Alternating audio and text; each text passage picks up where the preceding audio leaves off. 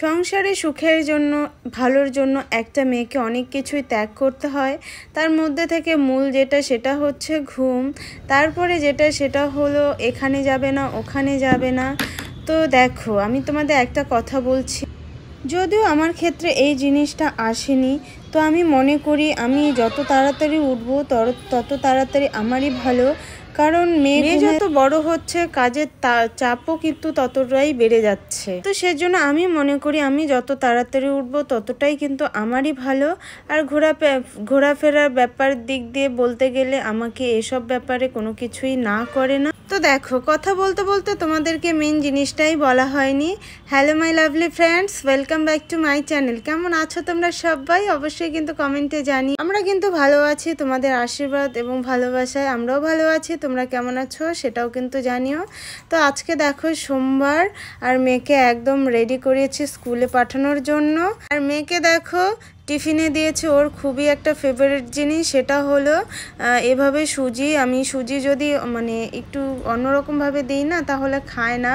তো এভাবে মানে সুন্দর করে আর কি একটা সন্দেশের মতো বানিয়ে দিয়ে আমি সুজিটাকে দিয়েছি, আর সাথে দিয়েছি কিন্তু দেখো আঙ্গুর। ও কিন্তু ভীষণ ভালোবাসে এই টিফিনটা। তো দেখো আজ হচ্ছে সোমবার, সেই জন্যই দেখো আমি কিন্তু সুন্দর করে শাড়ি পরেও নিয়েছি, আর শাড়ির সাথে কিন্তু দেখো সুন্দর করে আলতাও পরে নিয়েছি। তো কেমন লাগছে একটু জানাবে।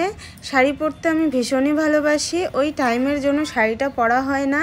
আর শাড়ি পরে কাজ করতে গেলেও কিন্তু একটু অসুবিধা হয়ে যায়, যেহেতু তাড়াহুড়ার মধ্যে কাজ করি সেই জন্য একটু অসুবিধাই হয়। তো যাই হোক যতটুকু সময় পারি তো শাড়ি পরারই চেষ্টা করি। তো মেয়েকে স্কুলে পাঠিয়ে এখন যেটা করে নিচ্ছে, এই যে দেখো বিছানাটা সকালবেলা তো তাড়াহুড়ো করে মানে গুছিয়ে রেখেছিলাম, তো এখন ভাবলাম একটু ভালো করে আর কি গুছিয়ে রাখি। তো চাদরটা আমি কালকেই ধোয়া চাদর পেতেছি, চাদরটা চেঞ্জ করলাম না, এই চাদরটাই পাতবো। কারণ একটা চাদর আমি 2-3 দিনের বেশি ইউজ করি না। মোটামুটি 2 দিন আমি চাদর ইউজ করি, তারপর আমি চাদর ধুয়ে দিই। সকালবেলা উঠে বাবাকে বলছে যে বাবা আমাকে ড্রেসটা পরিয়ে দাও। তো একটা ড্রেস বের করতে গিয়ে দেখো কতগুলো ড্রেস বের করেছে, আমার কাজ পুরো মানে কি বলবো।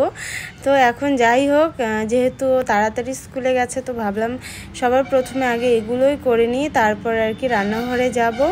তো সেইটাই দেখো। আর সত্যি কথা বলতে যে কোনো জিনিস আমি কিন্তু গুছিয়ে রাখতে ভীষণই ভালোবাসি, তাই দেখো প্রত্যেকটা জিনিসই চেষ্টা করি একটু গুছিয়ে রাখার।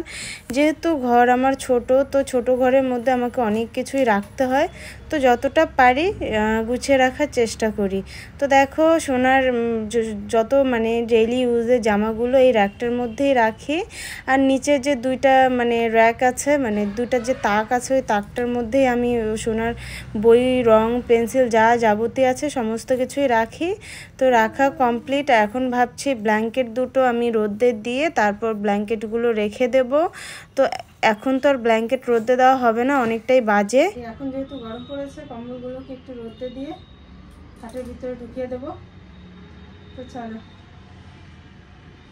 আর আজকে দেখো বন্ধুরা, আজকে হচ্ছে একাদশী, তো সেজন্যই দেখো এভাবে সুজি বানিয়েছি, সাথে হচ্ছে ফল কিছু নিয়েছি। যদিও আমার ফল ভালো লাগে না, ফলের থেকে আমি মনে করি সুজিটাই মানে ভালো লাগে আমার। তো দেখো একাদশী করছি আমরা দুজনেই, আর ফল খেতে আমার একদমই ভালো লাগে না, কি বলবো।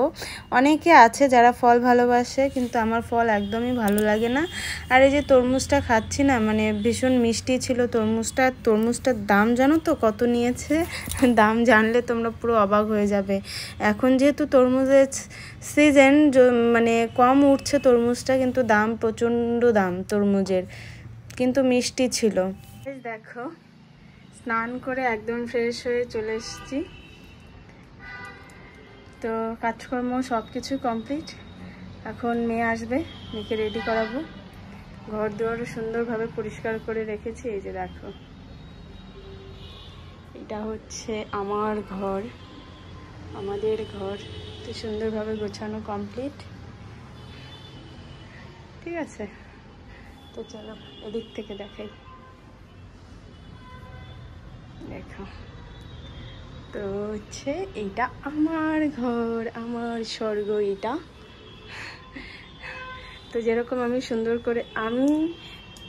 সুন্দর থাকতে ভালোবাসি, ফিটফাট থাকতে ভালোবাসি, ঠিক চেষ্টা করি আমার ঘরগুলো যেন সুন্দর থাকে, সুন্দরভাবে সাজানো গোছানো থাকে। তো চলো রান্নাঘরটা একটু দেখাই।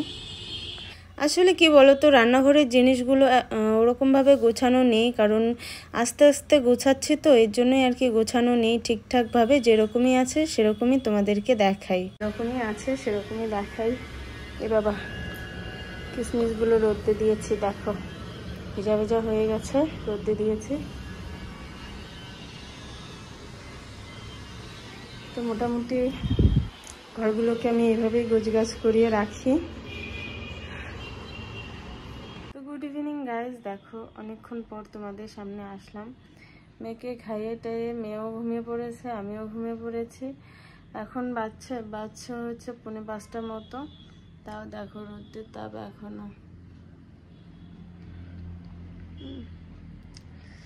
এখনো রোদের তাপ দেখো। তো বেশিক্ষণ ঘুমাইনি আমি, কিছুক্ষণ মোবাইল দেখে মোটামুটি 1 ঘন্টার মতো আর কি ঘুমিয়েছি। তো 4:45 বাজছে। তো দেখো বন্ধুরা, সন্ধ্যাবেলা একটু বেরিয়েছি আমার ভাস্তাকে দেখার জন্য। তো এটা হচ্ছে নিউ আলিপুর স্টেশন। তো ওকে দেখার জন্য বেরিয়েছি, ওর শরীরটা খুবই খারাপ, তো সেই জন্যই বেরিয়েছিলাম।